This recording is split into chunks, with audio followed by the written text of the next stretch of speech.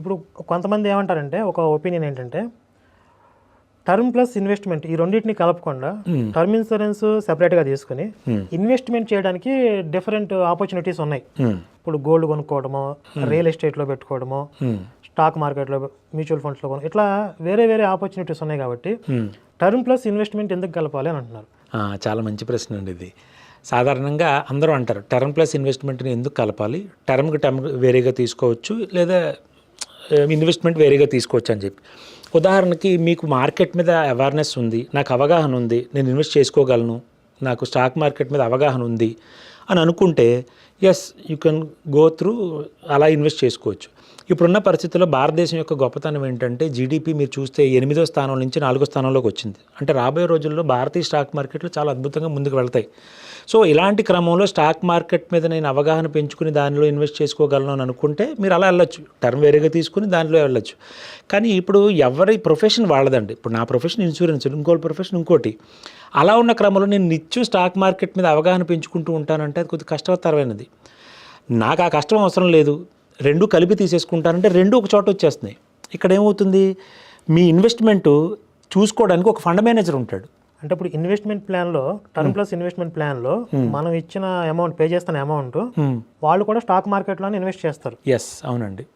So కాకపోతే వాళ్ళు professionals కాబట్టి ప్రాపర్గా దేని మీద చేయాలని రీసెర్చ్ చేస్తారు. ఎస్, అవునండి. అది సేఫ్గా ఉంటుంది అంటారు. సేఫ్గా ఉంటుంది. ఇంకోటి ఏంటంటే దీని ద్వారా వచ్చే మెచ్యూరిటీలో మీకు ట్యాక్స్ ఉండదండి. వేరే కనుక మీరు ఇన్వెస్ట్ చేస్తున్నారు అనుకోండి, స్టాక్ మార్కెట్లో ఇన్వెస్ట్ చేస్తున్నారు, దాని నుంచి వచ్చే మెచ్యూరిటీలో ట్యాక్స్ ఉంటుంది. ఒక కంపెనీ ద్వారా వెళ్తే ఉండదు. అంటే అలా అని కాదు, ఇందులో మీకు రిస్క్ కవరేజ్ కూడా కలిపి ఉంది కాబట్టి దీంట్లో మీకు ట్యాక్స్ ఉండదు. ఒక టర్మ్ ప్లాన్తో కలిపి ఉంది కాబట్టి ట్యాక్స్ ఉండదు. అవునండి. ఇప్పుడు టర్మ్ ప్లస్ ఇన్వెస్ట్మెంట్ ప్లాన్స్, అలాగే హెల్త్ ఇన్సూరెన్స్, ఇవి తీసుకోవడానికి ఏమైనా ఎలిజిబిలిటీస్, అర్హతలు సెపరేట్గా ఏమైనా ఉంటాయి, అందరూ తీసుకోవచ్చా? అంటే హెల్త్ ఇన్సూరెన్స్కి అర్హత ఏమి ఉండదండి. వాళ్ళ ఆరోగ్యంగా ఉంటే కనుక హెల్త్ ఇన్సూరెన్స్ ఇచ్చేస్తారు, దానికి అర్హతలే ఉండవు. కానీ టర్మ్ ఇన్సూరెన్స్ కానీ లేదా యూలిప్ విత్ టర్మ్ కానీ తీసుకునే సమయంలో మాత్రం వాళ్ళకి ఎలిజిబిలిటీ క్రైటీరియా ఉంటుందండి. ఒకటి వాళ్ళు శాలరీడ్ అయ్యి ఉండాలి, లేదా సెల్ఫ్ ఎంప్లాయిడ్ అయితే ఐటీఆర్ ఖచ్చితంగా వాళ్ళు ఫైల్ చేస్తూ ఉండాలి. ఐటీఆర్ లేకుండా, శాలరీ లేకుండా మనకి ఇప్పుడున్న పరిస్థితుల్లో టర్మ్ ఇన్సూరెన్స్ కానీ యూలిప్ విత్ టర్మ్ కానీ రావడం లేదు. ఒకప్పుడు 2019, 2020కి ముందు మీకు 5 లక్షల రూపాయలు ఎక్కడ ఫిక్స్డ్ డిపాజిట్ బాండ్ ఉన్నా సరే దాన్ని బేస్ చేసుకుని టర్మ్ ఇన్సూరెన్స్ ఇచ్చేసేవారు. ఇప్పుడు అలాంటి పరిస్థితులు లేవు. ఒకప్పుడు ఇన్సూరెన్స్ గురించి కస్టమర్లు వెనకాల పడే ఏజెంట్లు ఉన్నారు, కానీ ఇప్పుడు మాకు ఇన్సూరెన్స్ కావాలని చెప్పి ఏజెంట్లు వెనకాల పడే సిచ్యువేషన్స్ కూడా ఉన్నాయి. సో ఇలాంటి సందర్భంలో కూడా అవగాహన లేకుండా, ఇన్సూరెన్స్ కనీస అవగాహన లేకుండా ఉన్న కస్టమర్లు కూడా ఉన్నారు. ఇప్పుడు మెయిన్గా హెల్త్ ఇన్సూరెన్స్కి సంబంధించి కొన్ని ఇష్యూస్ వస్తూ ఉంటాయి. ఇందులో 2 రకాలు ఉంటాయి. ఒకటి క్యాష్లెస్ హాస్పిటల్స్, తర్వాత ముందు మనం ట్రీట్మెంట్కి అయిన ఖర్చు మనం పే చేస్తే తర్వాత మళ్ళీ పే బ్యాక్ చేసే ఉంటాయి కదా. ఇందులో ఏదన్నా సమస్యలు వచ్చినాయి అనుకోండి, అంటే కస్టమరు హెల్త్ ఇష్యూ వచ్చింది, హాస్పిటల్కి వెళ్ళాడు, ముందు ఇతను పే చేశాడు, తిరిగి రీఫండ్ తెచ్చుకోవాలి. ఈ ప్రాసెస్లో ఏదైనా సమస్య వస్తే ఈ పాలసీ ఎవరైతే ఇప్పించారో ఏజెంట్, అతను ఏమైనా బాధ్యత తీసుకుంటారా? బాధ్యత అంటే అండి, క్లెయిమ్ తీసుకురావడంలో సేవలు అందిస్తాడండి. అంటే ఉదాహరణకి ఒక కస్టమరు రీఎంబర్స్మెంట్ క్లెయిమ్కి వెళ్ళాడు. మీరు అన్నట్టు రీఎంబర్స్మెంట్ క్లెయిమ్కి వెళ్తే ఏమవుతుందంటే కొన్ని అడిషనల్ డాక్యుమెంట్స్ రిక్వైర్మెంట్ అడిగే అవకాశాలు ఉంటాయి కంపెనీ. సో ఏదో ఒక సమస్యతో హాస్పిటలైజేషన్ అయ్యాడు, దాని రిలేటెడ్గా కనుక బిఫోర్గా ఏదైనా ట్రీట్మెంట్ తీసుకుని ఉంటే కనుక డాక్టర్ దగ్గర నుంచి కొద్దిగా అడిషనల్ డాక్యుమెంట్ రిక్వైర్మెంట్ అడుగుతుంది కంపెనీ. సో ఈ క్రమంలో మీకు ఏజెంట్ సేవలు చాలా అవసరం ఉంటాయి. ఎందుకంటే డాక్టర్ దగ్గర నుంచి డాక్యుమెంట్ ఎలా తెచ్చుకోవాలి, దాన్ని ఎలా అప్లోడ్ చేయించుకోవాలనేది సేవలు అందిస్తాడు. అంతే తప్ప ఆ క్లెయిమ్ కనుక, అంటే ఆ క్లెయిమ్ రాకపోతే ఏజెంట్ బాధ్యత తీసుకునేది ఉండదు. అంటే అతను ప్రాపర్గా మీకు సేవలు అందించాల్సిన అవసరం అయితే ఉంటుంది, ఏజెంట్కి ఉంటుంది. సో చాలామంది ఇప్పుడు తెలియని సందర్భంలో ఏమవుతుందంటే ఆన్లైన్లో తీసుకుంటున్నారు. ఆన్లైన్లో తీసుకుంటే ఏమవుతుందంటే ఈ క్లెయిమ్ ప్రాసెస్లో సేవలు అందించే క్రమంలో మీకు ఏజెంట్ సహకారం లేకపోతే చాలా ఇబ్బందులు పడతారు. చాలా ఇప్పుడు మీకు మార్కెట్లో క్లెయిమ్స్ ఇష్యూస్ ఎదుర్కొంటున్న పాలసీస్ ఎక్కువ శాతం వీళ్ళు ఆన్లైన్లో తీసుకున్న పాలసీలు ఎక్కువ ఉంటాయండి. త్రూ ఒక ఏజెంట్, నాలెడ్జ్ ఉన్న ఏజెంట్ ద్వారా తీసుకుంటే మాత్రం మీకు సేవలు అందించే క్రమంలో మీకు ఇబ్బంది లేకుండా చూసుకుంటాడు. ఇప్పుడు మీరు కస్టమర్స్కి ఏదైతే పాలసీలు మీ ద్వారా వస్తున్నాయో అందులో ఎప్పుడైనా సమస్యలు రావటం, దాన్ని మీరు సాల్వ్ చేయడం ఎప్పుడైనా జరిగిందా? చాలా సందర్భాలు ఉన్నాయండి, చాలా సందర్భాలు ఉంటాయి. ఇప్పుడు ఏంటంటే కస్టమర్కి ఎటువంటి డాక్యుమెంట్ తెచ్చుకోవాలో తెలియదు డాక్టర్ దగ్గర నుంచి. డాక్టర్కి కూడా పాలసీకి సంబంధించిన నామ్స్ తెలియవు. అతను ఒక ఫ్లోలో వెళ్తూ ఉంటాడు. సో పర్టికులర్గా ఈ డిక్లరేషన్ ఇలా కావాలి అని చెప్పి మనం డాక్టర్ దగ్గర నుంచి అడగడం, మనం అడిగిన తర్వాత వాళ్ళు ఇవ్వడం, ఆ క్లెయిమ్ ప్రాసెస్ ఈజీగా చేయించడం, క్లెయిమ్స్ వచ్చిన సందర్భాలు చాలా ఉన్నాయి. అలాగే 1-2 సందర్భాల్లో క్లెయిమ్ రిజెక్ట్ అయిన సందర్భాలు చాలా ఉంటాయి. అవి ఇంకా ఏజెంట్ కూడా ఏమీ చేయలేడు. ఎలా ఉంటుందంటే నేను ఇందాక మీకు చెప్పాను, లాయర్కి డాక్టర్కి ఎటువంటి నిజాలు దాయకూడదని. మా దగ్గర కొన్ని నిజాలు దాచి తర్వాత డాక్టర్ దగ్గరికి వెళ్ళి చెప్పిన తర్వాత ఇంకా క్లెయిమ్స్ రావండి. సో వాటిని ఏమంటే ఇంకా కన్జ్యూమర్ కోర్టు ద్వారా లేదా అంబుడ్స్మన్ ద్వారా ఏదైనా ప్రయత్నం చేసి తెప్పించాలేమో తప్ప, మామూలుగా అయితే కనుక కంపెనీ నామ్స్ ప్రకారం, పాలసీ డాక్యుమెంట్లో ఉన్న నామ్స్ ప్రకారం ఆ క్లెయిమ్స్ రావు. ఇప్పుడు కొంతమందికి గవర్నమెంట్ పాలసీల నుంచి కొంచెం కవరేజ్ ఉంది అంటే ఇప్పుడు ఆరోగ్యశ్రీ కానీ ఇలాంటి కొన్ని ఉంటాయి కదా, అవి ప్రాపర్గా అన్ని విషయాల్లో ఆ కవరేజ్ ఉంటుందా? మరి అవి ఉన్నప్పుడు ఈ పాలసీలు, హెల్త్ పాలసీలు తీసుకోవాల్సిన అవసరమే ఉంది. సాధారణంగా చాలామందికి ఉన్న అపోహ ఏంటంటే అండి, మాకు వాళ్ళ ఇన్కమ్ అంతా బాగుంటుంది, హెల్త్ ఇన్సూరెన్స్ తీసుకునే స్తోమత ఉంటుంది, కానీ ఆరోగ్యశ్రీ ఉంది కదా, లేదా ఆయుష్మాన్ భారత్ ఉంది కదా, లేదా ఈఎస్ఏ ఉంది కదా, ఈహెచ్ఎస్ ఉంది కదా, ఎంప్లాయ్మెంట్ హెల్త్ స్కీమ్ ఇలాంటివి ఉన్నాయి కదా అని అనుకుంటారు, అపోహలు ఉంటారు. చిన్న ఉదాహరణ అండి, మనం ఒక 3 గంటల సినిమా చూడడానికి వెళ్ళడానికి నేల టికెట్ తీసుకుంటామా, రిజర్వ్ టికెట్ తీసుకుంటామా? ఖచ్చితంగా రిజర్వ్ టికెట్లోనే వెళ్తాం.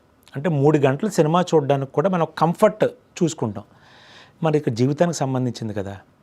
సో మన ఆరోగ్యశ్రీ కానీ ఈఎస్ఐ అని అడుగు పెడితే ఎలా ఉంటుందంటే, ఈరోజే కనుక మీరు ఒకసారి ఆంధ్రజ్యోతి పేపర్ చూస్తే ఈఎస్ఐ హాస్పిటల్స్లో ఉన్న దారుణాలు మాకు కనబడతాయి. ఏంటంటే చిన్న బ్లడ్ టెస్ట్ చేయడానికి కూడా అక్కడ ల్యాబ్ ఫెసిలిటీ లేదు. సో మనం ఏదైనా ఆరోగ్య సమస్యతో వెళ్ళినప్పుడు ద ప్రాపర్ ట్రీట్మెంట్ జరగకపోతే దానివల్ల వచ్చే సమస్యలు ఎలా ఉంటాయంటే, మనం ఒక సమస్యతో వెళ్ళాం, ఆ రిపోర్ట్లో మనకు కరెక్ట్గా రాలేదు, దాన్ని బేస్ చేసుకుని ట్రీట్మెంట్కి వెళ్ళిపోయాం, ఎంత నష్టం కలుగుతుంది? సో ఒక హెల్త్ ఇన్సూరెన్స్ ఉంటే ఏమవుతుందంటే, రేపొద్దున ఎటువంటి సమస్య వచ్చినా, హాస్పిటలైజేషన్ అయినా, లక్షల ట్రీట్మెంటు, క్వాలిటీ ట్రీట్మెంట్ జరిగేది ఒకే హెల్త్ ఇన్సూరెన్స్ ద్వారా మాత్రమేనండి. ఆరోగ్యశ్రీ ప్రభుత్వాలకి, ప్రైవేట్ హాస్పిటల్స్కి ఏదైనా సమస్య వచ్చినప్పుడు ఆరోగ్యశ్రీ ఆపేస్తాడు. సో ఈఎస్ఐ అది ఒక మహా సముద్రం, అది అక్కడ ప్రాపర్ ట్రీట్మెంట్ జరుగుతుందని నమ్మకం లేదు. ప్రభుత్వ ఉద్యోగులు కూడానండి, మాకు ఈహెచ్ఎస్ ఉంది, ఎంప్లాయ్మెంట్ హెల్త్ స్కీమ్ ఉంది, మాకు అవసరం లేదని అనుకుంటారు. కానీ వాళ్ళకి తెలియదు ఏంటంటే, ఈహెచ్ఎస్ అనేది స్టేట్ టు స్టేట్ మారిపోతుంది. తెలంగాణలో ఉన్న ఎంప్లాయీ వేరే స్టేట్కి వెళ్ళి నేను ట్రీట్మెంట్ చేయించుకున్నాను అని అంటే కనుక దాని ట్రీట్మెంట్ కాస్ట్ ఎవరు? పైగా ఈహెచ్ఎస్ది కొన్ని నెట్వర్క్ హాస్పిటల్స్ ఉంటాయి, అక్కడికి వెళితేనే కవరేజ్ ఇస్తాడు. వేరే నెట్వర్క్కి వెళ్తే కనుక ఆ కవరేజ్ ఇవ్వడు. ఓ 2 లక్షల రూపాయల క్లెయిమ్కి వెళ్తే 50,000, 60,000 చేతిలో పెడతారు. సో 1,00,000 రూపాయలు సంపాదించే గవర్నమెంట్ ఎంప్లాయీ కూడా ఈరోజు చాలామంది హెల్త్ ఇన్సూరెన్స్ ఎందుకు తీసుకుంటున్నారంటే అక్కడ వాళ్ళు ఎదుర్కొంటున్న సమస్యలు. సో కాబట్టి పైగా ఈహెచ్ఎస్లో క్లెయిమ్ రావాలంటే ప్రతి ఫైల్ దగ్గర సంతకం పెట్టేవాడికి చేయి తడపాలి. సో ఇది జరిగే పని కాదని చెప్పి చాలామంది గవర్నమెంట్ ఎంప్లాయీసే, అలాగే సాఫ్ట్వేర్ ఎంప్లాయీస్ కూడా వాళ్ళ కంపెనీ ఇన్సూరెన్స్లు ఇస్తున్నా సరే ప్రైవేట్ ఇన్సూరెన్స్ ఎందుకు తీసుకుంటున్నారంటే, ఇక్కడ అందుతున్న సేవలకి అక్కడ వాళ్ళు అందుకుంటున్న సేవలకి చాలా వ్యత్యాసం ఉంది, వాళ్ళు గమనిస్తున్నారు. అందరికీ వచ్చే సందేహం ఏంటంటే, ఇప్పుడు హెల్త్ పాలసీయో లైఫ్ ఇన్సూరెన్స్ పాలసీయో తీసుకుని మనం ప్రీమియం పే చేస్తున్నాం, మనం చాలా తక్కువ పే చేస్తాం. ఒకవేళ క్లెయిమ్ అయితే కనుక ఎక్కువ మొత్తంలో వాళ్ళు కంపెనీలు చెల్లించాలి. మరి ఈ కంపెనీలు ఎలా సర్వైవల్ అవుతున్నాయి? అంటే మనం పే చేసే మొత్తానికి వాళ్ళు పే చేసే అంత అమౌంట్ ఎలా పే చేస్తున్నారు అసలు? చాలా మంచి ప్రశ్న అండి. సాధారణంగా ఇన్సూరెన్స్ అనేది ఎలా ఉంటుందంటే, 100 మంది దగ్గర నుంచి కలెక్ట్ చేసుకున్న ప్రీమియము ఆ 100 మందిలో ఒకళ్ళిద్దరికి జరిగే నష్టాన్ని పూడ్చడానికి మాత్రమే చెల్లిస్తాయి. 100లో 2%ఏనా? 2% నుంచి 5% మధ్యలో క్లెయిమ్స్ చెల్లిస్తూ ఉంటారు. అయితే ఇప్పటికీ చాలా సందర్భాల్లో మీరు గమనిస్తే హెల్త్ ఇన్సూరెన్స్ కంపెనీస్ అన్నీ కూడా ఎక్కువ శాతం నష్టాల్లోనే ఉన్నాయి. ఆ నష్టాలని వాళ్ళు వేరే విధంగా పూడ్చుకోవడానికి ప్రయత్నాలు చేస్తూనే ఉంటారు. సో ఎంత కాదనుకున్నా కంపెనీస్ విపరీతమైన లాభాల్లో ఉన్నాయన్నది మాత్రం కూడా తప్పు. వాళ్ళ సర్వైవల్కి వాళ్ళ ప్రయత్నాలు చేస్తూనే ఉన్నారు. సో ఈ నష్టాలను పూడ్చుకోవడానికే కొన్ని ఫాల్స్ క్లెయిమ్స్, ఫ్రాడ్ క్లెయిమ్స్ కూడా వస్తూ ఉంటాయండి. సో వాటిని కూడా వాళ్ళు స్క్రూటినీ చేస్తూ ఉంటారు. ఎంత కాదనుకో దీనికి ప్రత్యేకమైన వ్యవస్థ ఉంది, అండర్ రైటింగ్ వ్యవస్థ ఉంది, వాళ్ళ ప్రయత్నాలు వాళ్ళు చేస్తూ ఉంటారు. సో కాబట్టి ఇంత భారీ క్లెయిమ్స్ చెల్లించడంతో పాటు వచ్చే ఫేక్ క్లెయిమ్స్ని అడ్డుకోవడం, అలాగే వాళ్ళ కంపెనీలని లాభాలను నడిపించుకోవడానికి కూడా మనం కట్టే ప్రీమియమ్స్ కూడా వాళ్ళు ఏం చేస్తారండి, ఖచ్చితంగా స్టాక్ ఇన్వెస్ట్మెంటే చేస్తారు. సో కాబట్టి ఇది ఒక పెద్ద సైకిల్ అనమాట. అంటే ఇప్పుడు 100 మంది పే చేసే అమౌంట్ని వాళ్ళు ఇన్వెస్ట్ చేస్తారు. ఈ 100లో 5%, 10% క్లెయిమ్స్ అవుతాయి. మిగిలిన 90% మంది పే చేసిన అమౌంట్తో వాళ్ళు నడిపిస్తున్నారు. నడిపిస్తుంటారు. అయితే 5-10% మంది ఎవరికి వస్తుందో తెలియదు కాబట్టి 100 మంది పే చేయాలి. ఖచ్చితంగానండి. ఇప్పుడు 5-10% మంది నేను చెప్పింది ఎవరు? ఏడాదికి. ఈ ఏడాది నెక్స్ట్ వచ్చే క్లెయిము ఈ 100లో ఈ 5% మంది ఈ ఏడాది క్లెయిమ్ తీసుకున్నారు. నెక్స్ట్ ఇయర్ ఇంకో 5% వచ్చే యాడ్ అవుతే దానికి క్లెయిమ్స్ తీసుకుని ఉంటారు.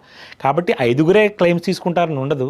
ఈ ఏడాది 5గురు తీసుకుంటారు. ప్రతి సంవత్సరం రొటేట్ అవుతూ ఉంటుంది. సో ఆ 100 మందిలో ఎవరో ఒకరికి ఎప్పుడో సందర్భంలో క్లెయిమ్స్ పెడుతూనే ఉంటారు. కంపల్సరీగా హెల్త్ క్లెయిమ్స్ అయితే లైఫ్లో ఏదో సందర్భంలో మనకు అవసరం అయ్యిద్ది. అవునండి. ఎందుకంటే ఇప్పుడు డెంగ్యూ, మలేరియా, దోమలు సీజన్ వచ్చిందంటే కూడా అది విపరీతంగా ఉంటుంది. మీకు తెలియని విషయం ఏంటంటే డెంగ్యూ ఫీవర్ అనేది 4 కేటగిరీల్లో ఉంటుందండి. దాంట్లో 4th స్టేజ్ డెంగ్యూ వస్తే మాత్రం 15 నుంచి 20 లక్షలు కూడా ఖర్చు అవుతుంది. చాలామంది డెంగ్యూ అనుకుంటే చాలా తక్కువ కాస్ట్లో అయిపోతుంది కదా అనుకుంటారు. డెంగ్యూ అనేది 4 స్టేజ్లో ఉంటుందండి. ఇప్పుడు ఈ ఫీవర్స్ డెంగ్యూ, మలేరియా, చికెన్ గున్యా ఇవన్నీ కూడా కవరేజ్లో ఉంటాయా? 31 days నుంచి కవరేజ్ ఉంటాయండి. ఓకే, పాలసీ తీసుకున్న 30 days నుంచే కవరేజ్ ఉంటుంది. ఎస్. ఓకే, దీనికి పెద్ద వెయిటింగ్ పీరియడ్ ఏం లేదు. దానికి ఏం వెయిటింగ్ పీరియడ్ ఉండదండి. అలాగే వర్షాకాలం ఇప్పుడు దోమల సీజన్ వస్తుంది కాబట్టి విపరీతంగా ప్రతి ఒక్కరూ జాగ్రత్త తీసుకోవాల్సిన అవసరం ఉంది. ఓకే, ఇక ఇన్వెస్ట్మెంట్ ప్లాన్స్లో ఇప్పుడు సాధారణంగా ఒక 15,000, 20,000 సంపాదన అంటే నెలకి 15,000, 20,000 నుండి లక్షల్లో సంపాదించే వాళ్ళు ఉన్నారు. అంటే ఈ 15,000, 20,000 స్టార్టింగ్ దగ్గర నుంచి కూడా ఇన్వెస్ట్మెంట్ ప్లాన్స్ అంటే ఈ లైఫ్ ఇన్సూరెన్స్ ప్లస్ ఇన్వెస్ట్మెంట్ ఈ రెండు అందరికీ అందుబాటులో ఉంటాయా, లేకపోతే ఒక స్లాబ్ అంటే ఒక 50,000 పైన ఉన్న వాళ్ళకి మాత్రమే ఈ పాలసీలు అందుబాటులో ఉంటాయి? అంటే ఎప్పుడు కూడానండి సేవింగ్ ప్లాన్స్లోని ఫైనాన్షియల్ క్రైటీరియా ఉండదండి. మీరు 2 లక్షల వరకు ప్రీమియం చెల్లించుకుంటాను, కానీ వాళ్ళకి వచ్చే ఇన్కమ్ తక్కువ ఉంది, 15,000, 20,000 ఉంది, కానీ కట్టుకోగల స్తోమత ఉంది, వేరే ద్వారా వాళ్ళకి ఇన్కమ్లు వస్తున్నాయి, కట్టుకునే స్తోమత ఉందనుకోండి, వాళ్ళు ఒక 2 లక్షల వరకు ప్రీమియం చెల్లించుకోవడానికి ఎటువంటి ఫైనాన్షియల్ క్రైటీరియా లేదు, వాళ్ళు పే చేసుకోవచ్చు. కానీ తక్కువ ప్రీమియమ్స్లో కావాలి అని అనుకుంటే ఏమవుతుందంటే మీకు మినిమం అనుకుంటే ఒక 25,000 రూపాయల నుంచి అయినా సరే ఇన్వెస్ట్ చేసుకునే ఛాన్సెస్ ఉన్నాయి. వాళ్ళకి ఇన్సూరెన్స్ కవరేజ్ కొంచెం తక్కువగా ఉంటుంది.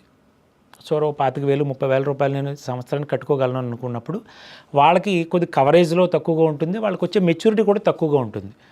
అయితే మరి ఎలాగండి, మాకేమో కవరేజ్ తక్కువగా ఉంది, మాకు వచ్చే కవరేజ్ ఏమో చాలా తక్కువ ఇస్తున్నారు, మేము పే చేసే ప్రీమియం తక్కువ కాబట్టి అనుకున్న సందర్భాల్లో అలాంటి వాళ్ళకి ఏం చేయొచ్చు అంటే ఒక యాక్సిడెంటల్ ప్లాన్లు తీసుకోవచ్చండి. సో యాక్సిడెంట్గా వాళ్ళకి ఏదైనా రిస్క్ జరిగితే సంవత్సరానికి ఒక 2,500 కట్టుకుంటే 20-25 లక్షల రూపాయలు కవరేజ్ వచ్చే ప్లాన్స్ ఉంటాయి.